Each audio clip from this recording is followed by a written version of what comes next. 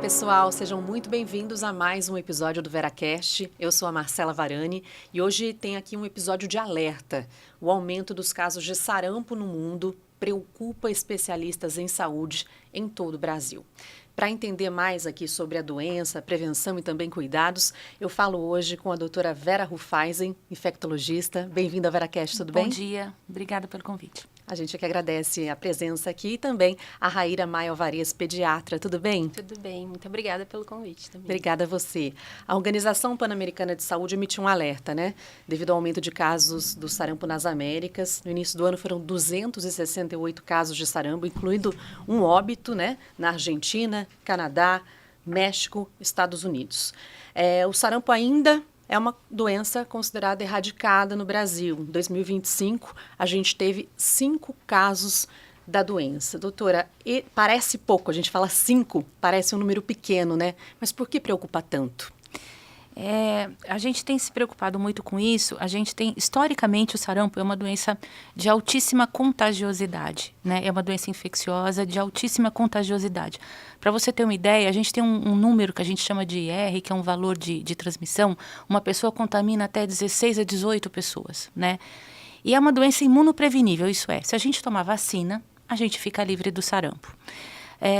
A gente tem bolsões no mundo todo de pessoas não vacinadas. E isso faz com que o vírus ainda continue circulando no mundo.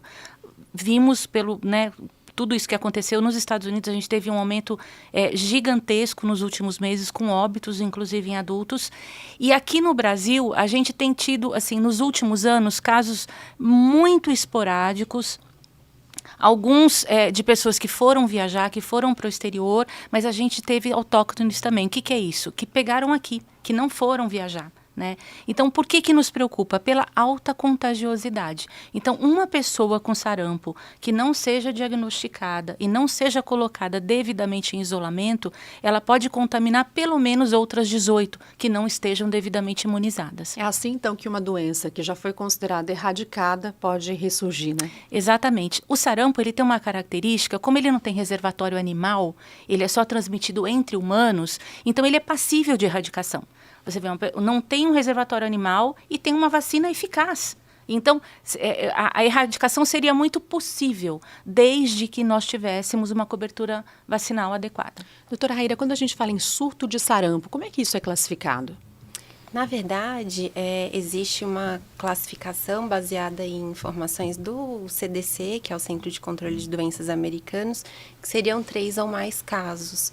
Então, a gente faz essa avaliação e faz essa classificação pensando justamente no que a doutora Vera comentou, dessas doenças que são altamente contagiosas. Parece um número pequeno, mas como o potencial de disseminação da doença é muito grande, a gente já se preocupa. Então isso explica o aumento repentino no número de casos, né? Vamos entender agora, então, a preocupação, o porquê dessa preocupação com o sarampo. Por que ele é tão contagioso e até mesmo perigoso para a saúde? O sarampo é uma doença viral e ele é transmitido por contato com gotículas aerossóis. O que é diferente um e de outro? Gotícula é quando a gente expele por tosse, fala, enfim, o vírus, né? Quando você espirra, tosse, por exemplo, a gotícula ela é um pouquinho maior. Ela tem saliva em volta, ela é um pouquinho maior. Por que isso é importante? Porque ele só chega até 1 metro, 1,5 metro de distância.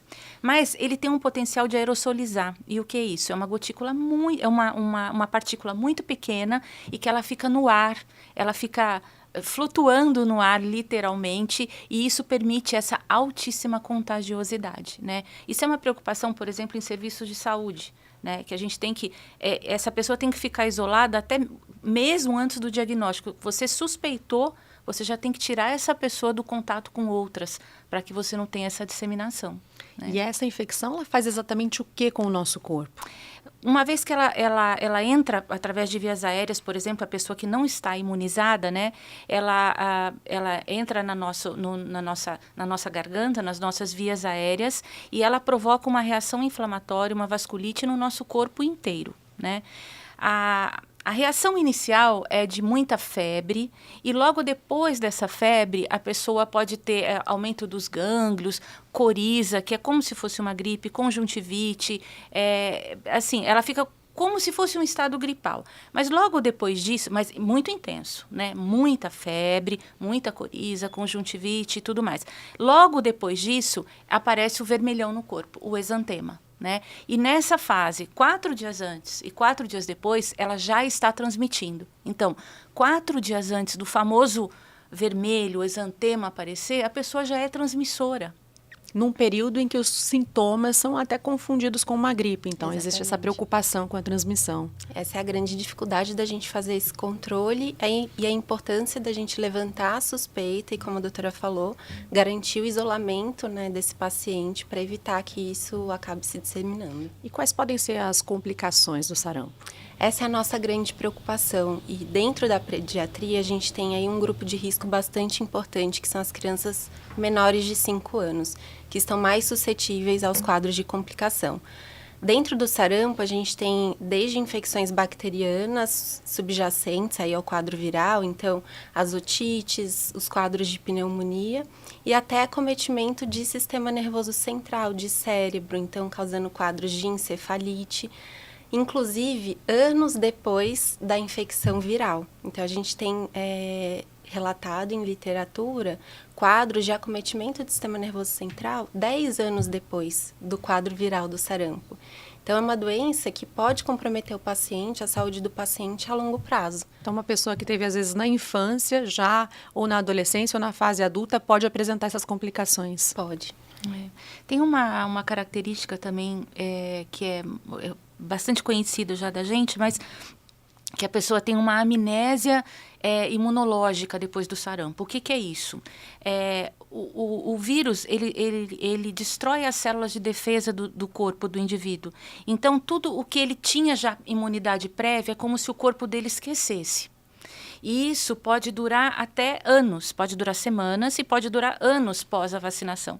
Então, as pessoas acometidas pelo sarampo não só naquele momento estão vulneráveis, mas elas permanecem vulneráveis a outras infecções por algum tempo. E isso é muito complicador, especialmente para as crianças. Podem pegar, por exemplo, outras doenças infecciosas. Isso. Exatamente. Quando a gente fala em sinais de alerta, né? Está falando aqui sobre sintomas, começa aí parecendo uma gripe. O que deve acender, né? Aquela luzinha e aí procurar realmente um serviço médico, procurar fazer os exames necessários.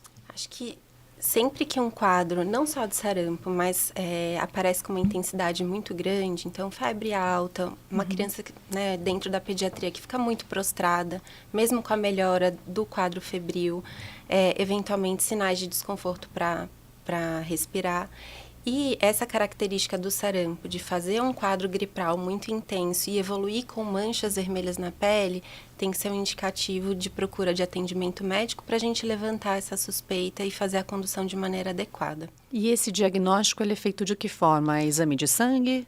Exame de sangue, são várias amostras que a gente colhe. Então, tem exame de sangue, de urina e um suave de PCR, porque a gente faz combinado para fazer o diagnóstico, sabe? Suave de PCR é igual aquele que a gente fazia para COVID, para identificar. Isso, então a gente faz combinado, não é só um tipo de exame, mas a vigilância tem um protocolo de coleta, porque para que a gente consiga exatamente determinar se foi um caso de sarampo ou não. E o tratamento, doutora? A gente não tem tratamento clínico, uma infecção viral não tem tratamento, é um tratamento de suporte e eventualmente cuidar, por exemplo, de umas complicações, né? Da meningoencefalite, da pneumonite ou infecção bacteriana, como a doutora Aira falou, né? Nas crianças, especialmente nas crianças, a gente faz suplementação de vitamina A, porque a gente sabe que a falta dessa vitamina causa complicações e previne a lesão, principalmente pulmonar e de conjuntivite, que pode levar à cegueira, por exemplo. Tá. Raíra, você falou do alerta e da preocupação com relação às crianças, né? Sobretudo as crianças mais novas, mas é uma doença que pode acometer jovens, adultos, idosos também? Sim. Todos os indivíduos, principalmente não vacinados, estão suscetíveis a contrair o quadro e desenvolver a doença. Agora a gente vai entrar num ponto delicado aqui, que vocês já conversaram aqui comigo um pouquinho no início, né? Que é importante a gente reforçar sempre que em 2016 o Brasil recebeu a certificação da erradicação do sarampo, né? Uma palavra difícil de falar, né? Erradicação. Mas em 2018, as baixas coberturas vacinais, elas permitiram, então, a reintrodução do vírus aqui no Brasil. Ano passado a gente recuperou esse título de erradicação pelas ações de cobertura, né, da vacina, que é a vacina tríplice viral, e que ultrapassaram a meta nacional, né, de 95%, principalmente com vacinação nas fronteiras, naqueles locais de difícil acesso. Então, a gente conclui, e acho que já ficou bem claro também na sua fala inicial, doutora Vera, que a vacinação é a principal forma de combater o sarampo, né? Não tem jeito. Sim. O que é importante é que a gente, de forma global, a gente atingiu esses 95%, que são um número que a gente considera seguro para você diminuir a circulação do vírus. O que a gente tem tido, na verdade, é um problema básico. Primeiro, a falta da segunda dose, porque são necessárias 2 doses, né? Na primeira dose das crianças, a gente até tem uma cobertura adequada. A gente conseguiu recuperar, depois de 2023, essa cobertura. Mas para a segunda dose, a gente já perde. E há outro detalhe que é muito confundidor, no mesmo estado, por exemplo, no estado de São Paulo, em cidades vizinhas, você tem uma diferença muito grande de vacinação. Então, hoje, aqui na nossa cidade, eu posso ter cobertura de 95% e o meu vizinho de município pode ter 70%. Né? Isso vai afetar o todo. Isso faz bolsões de vulnerabilidade, né? Com essa proximidade. Então, e a gente tem muito isso nos extremos, como você falou, nas áreas fronteiriças, mas mesmo nos estados ditos desenvolvidos, né? Aqui na região sudeste, na região sul e tudo mais, a gente tem bolsões de áreas de não vacinados, que não tem essa adequada cobertura. Então, isso cria essa vulnerabilidade e faz com que estejamos alertos nesse momento. Você falou em 2 doses, vamos entender essa recomendação então. Com que idade a criança tem que tomar a primeira e depois de quanto tempo essa segunda dose tem que acontecer? A criança toma a primeira com mais de 1 ano. Antes de 1 ano, a criança tem interferência dos anticorpos da mãe, que ela mamou, né? Então, 1 ano e depois a segunda dose é com 4, 5 anos, né, das crianças. Nos adultos, sempre a gente considera que tem que ter 2 doses, com pelo menos 1 mês de intervalo entre elas se não é vacinado. Mas se tem 2 doses na vida, se olhar lá na carteirinha, tiver 2 doses de sarampo, ou MMR, ou SCR, a sigla, tá tudo bem. Se a pessoa não encontra a carteirinha, tem dúvida se tomou ou não, faz mal tomar novamente? Não faz mal. Para garantir, é melhor que ela faça a dose completa e faça as 2 doses para garantir o esquema. Talvez seja até importante esclarecer para as pessoas essa questão do efeito colateral. Vacina tem efeito colateral, essa vacina? Toda vacina é passível de efeito colateral, mas dentro do público para o qual essa vacina está indicada, a gente a considera muito segura. Então, a gente espera, assim, um quadro de febre, né? A criança pode, aqui falando do público da pediatria, pode ter uma dor no local da aplicação, mas, de maneira geral, a gente não espera efeitos graves relacionados à vacina. Eu queria só chamar a atenção para um ponto que o Ministério da Saúde liberou até pensando nesse cenário que a gente está vivendo agora, o que a gente chama de dose zero dentro da pediatria.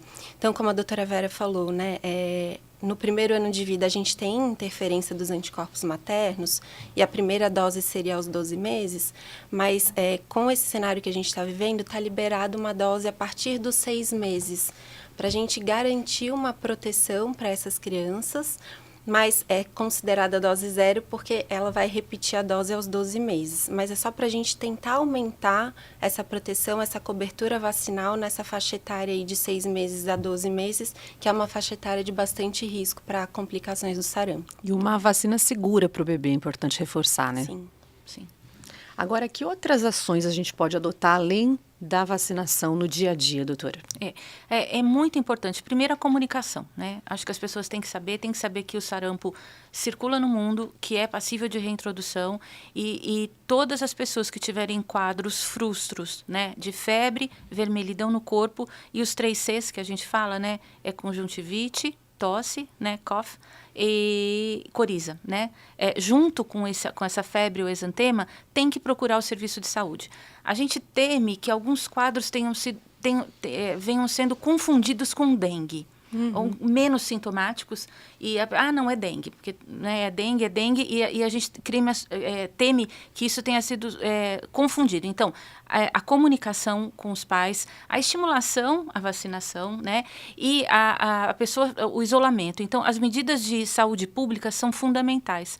Até porque, Marcela, a gente pode usar a vacina como meio de prevenção de bloqueio. Então, uma pessoa que entrou em contato com alguém com sarampo, ela pode, até 72 horas, ela ser vacinada e evitar que ela pegue. A vacina pode evitar, servir como bloqueio, e que é extremamente eficaz e importantíssimo, né? Agora, falando dessa vacina no nosso calendário, retomando um pouco aquele ponto que você trouxe, né, sobre os bolsões, sobre a vulnerabilidade, é importante também que todos nós entendamos que não é uma questão individual, não é uma decisão que só vai influenciar a minha saúde tomar a vacina ou não, né, doutora Vera? A vacina, na verdade, por que a gente se vacina? A gente, primeiro, para proteger quem não pode se vacinar, né?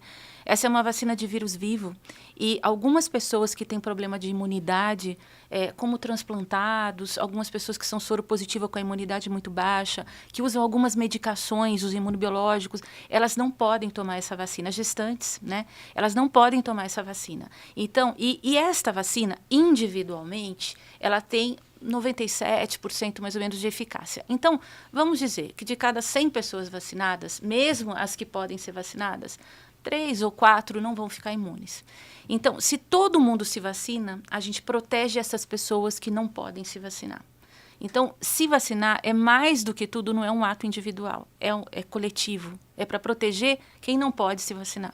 Por isso é tão importante que haja ações de conscientização realmente. Sim, a gente percebe hoje que o acesso à informação, obviamente, agrega muito no nosso dia a dia, mas como profissionais de saúde, e essas oportunidades são muito importantes para a gente garantir a disseminação de informação adequada e combater as falsas informações. Porque hoje em dia, em torno da vacina, acho que o que mais compromete, né, a cobertura vacinal é isso. As pessoas, elas estão sendo informadas com informações falsas.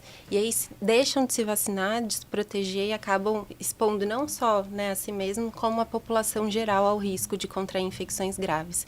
Então, a gente precisa, né, disseminar informações relevantes, importantes e verdadeiras em relação às vacinas. Não só a área médica, né, um papel de todos, nosso aqui no VeraCast, também de professores, né, um papel da escola, dos educadores, todos têm que entrar nessa batalha realmente, porque a gente está falando do coletivo, né? Exatamente. Doutora Raíra, muito obrigada pela participação aqui no VeraCast. Eu que agradeço. Viu? Obrigada, doutora Vera, foi um prazer recebê-la. Eu que agradeço. E eu convido você a curtir, compartilhar esse episódio com seus amigos, com seus familiares, para incentivar ainda mais que todos contribuam aí a combater o sarampo. Esse é o VeraCast, o podcast do Veracruz, que toda semana leva até você conteúdo sobre cuidado, saúde e bem-estar. Eu fico por aqui e te espero na terça que vem, às 8 da noite. Até lá!